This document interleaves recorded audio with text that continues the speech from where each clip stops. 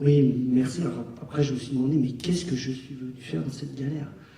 Pourquoi ils sont venus chercher un médecin bordelais installé au pied du CHU pour venir conclure une soirée sur la coordination autour du Langonnet? Alors j'ai essayé de réfléchir.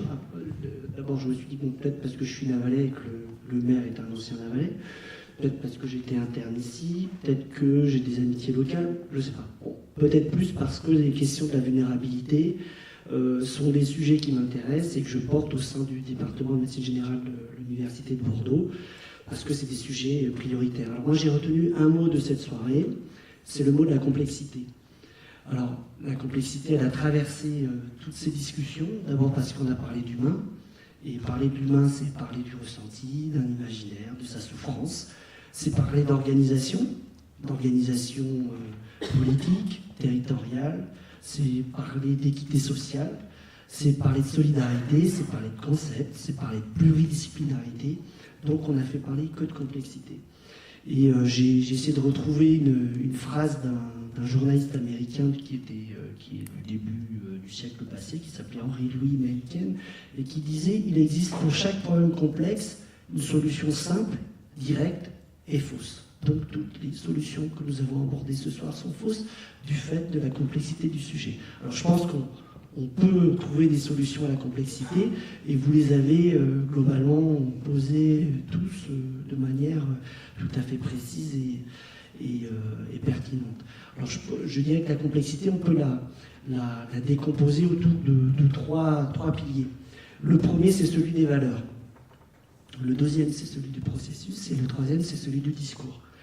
La question des valeurs, elle est fondamentale. On ne peut pas aborder les questions de la complexité médicale, du soin, de l'accès aux soins, sans reparler de nos valeurs, de ces valeurs communes qui nous mettent ensemble, qui nous fédèrent, de ces objectifs que vous avez appelés communs, du prendre soin, du care, de l'entraide. Rappeler que nous avons des valeurs communes.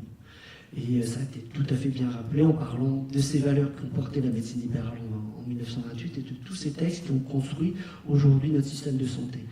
Sur la notion du processus, là aussi, les éléments, nous les avons entre PACO, DomCare, les pôles de santé, les maisons de santé, les territoires de santé. Tout est là pour nous permettre de construire un processus rigoureux qui nous permettrait d'affronter la complexité. Et le troisième, et c'est là-dessus, parce que j'ai 5 minutes, donc je vais essayer d'être très synthétique, c'est la question du discours. Et moi, je voudrais revenir sur la question du discours et des mots. Nous avons besoin de discours et des mots, d'où ce type de soirée, parce que nous avons besoin d'échanger entre nous, nous avons besoin de nous toucher. Les outils numériques, j'étais la dernière fois au WDMH à la Catan Santé, qui a été organisée par la région Aquitaine. On peut travailler avec des outils numériques, mais nous avons besoin d'être là, de nous toucher, de boire un coup ensemble, d'échanger des idées, de nous confronter, de nous opposer politiquement, mais de retrouver le sens des valeurs qui nous mettent en commun. Et ce que je voulais dire par rapport à cette question du discours, c'est que finalement, on s'aperçoit que dans l'histoire de la santé, souvent, c'est les patients qui nous ont obligés à bouger. Comme le sida a été un grand vecteur d'évolution du système de santé, comme le plan cancer est issu de la mobilisation des patients, comme le plan Alzheimer est issu aussi des aidants. Peut-être que les populations vulnérables, issues de la précarité de nos territoires ou précarité sociale, vont nous obliger à bouger, à communiquer. Et je pense que là, moi c'est un peu ce que j'ai retenu de cette soirée, il y a plusieurs éléments qui me paraissent fondamentaux. C'est que d'une certaine manière, et vous l'avez très très bien dit, plusieurs fois, c'est qu'à travers ces questions, on parle de nos territoires, on parle de nos quartiers, on parle de notre vie commune. Il y a un mot que je n'ai pas trop entendu, c'est celui de la démocratie sanitaire. Comment on refait ensemble corps autour d'une problématique qui est du soin aux plus vulnérables.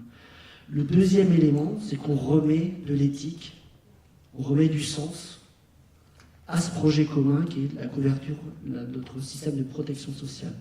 Et aujourd'hui, je trouve que c'est beaucoup plus intéressant de parler de ce qui nous met en commun que de parler des murs, de ce qui nous oppose, de parler d'exclusion ou de ce qu'on ne veut pas voir, et de trouver ce qui fait sens entre nous pour donner, le caractère était tout à fait intéressant, donner l'image d'un territoire sexy. Parce que sans ce sexy de la vie commune, et on sait que chaque fois qu'on fait de la santé, on fait de la politique, on fait du politique, ben, sans cet enjeu majeur de donner du sens à cette priorité d'un accès aux soins pour tous, et ben, on perd le sens de quelque chose qui est fondamental de notre vie en commun. En tout cas, voilà la conclusion que je fais un peu de tout ça, un peu rapide. Moi, j'ai passé une très bonne soirée. Je ne regrette pas d'être revenu à Langon. On va boire un coup après ensemble. Ça m'a donné plein d'idées. Et j'espère que ce que vous inventez ici fera sens dans d'autres territoires. Et je pense que, de ce que je perçois, vous avez une certaine énergie tout à fait positive. Merci pour cette soirée.